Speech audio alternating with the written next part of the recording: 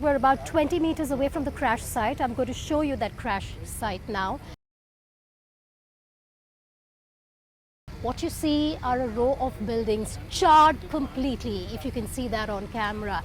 Absolutely charred after being hit by the plane, the Air India 171.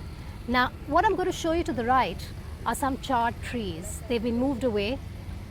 They were damaged, of course. They caught fire. You see a lot of people standing around. I believe more than 300 officials are inside that building as of now, according to the local police here. And here is a stunning and shocking image that I want to bring to you before I bring you more details of the wing of the plane, just about 20 meters away from the crash site. This is what they've pulled out. And this area has not really been guarded by police officials. Only the media is allowed. Of course, we're not touching anything, but just continuing to show you the wing of the plane here. Absolutely charred. And what's worse is, while you stand here, you can smell the fuel, you can smell the smoke and the burnt metal that kind of lingers in the air. And now just showing you the number of people inside. I believe, like I said, about 300 officials inside. Search operations are on.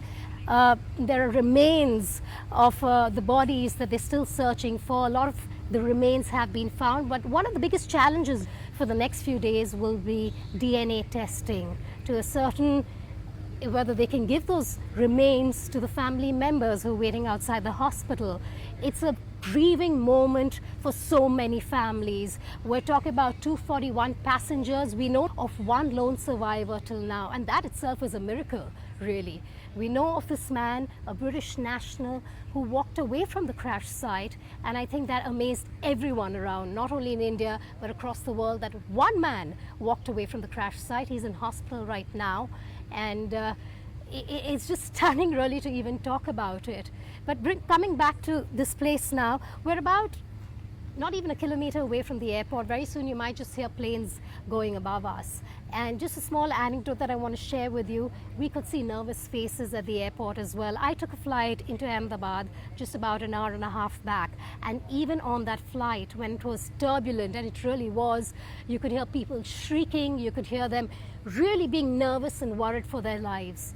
And that's what's going to stay with a lot of passengers across India, at least for the next few days. There's this fear that's gripped India right now. Of course, there's grieving, there's mourning for all those passengers on board. We're talking about 242 passengers and crew members, 169 Indian nationals, 53 British nationals, 7 Portuguese nationals. So we're talking a lot of people on that plane. At the hospital, it's like a war-like situation, getting people in and trying to help those who are injured. We believe a lot of students from these buildings are also being treated at the hospital right now. We don't know how many casualties, if any, are there from this building, but we know there have been a lot who've been injured.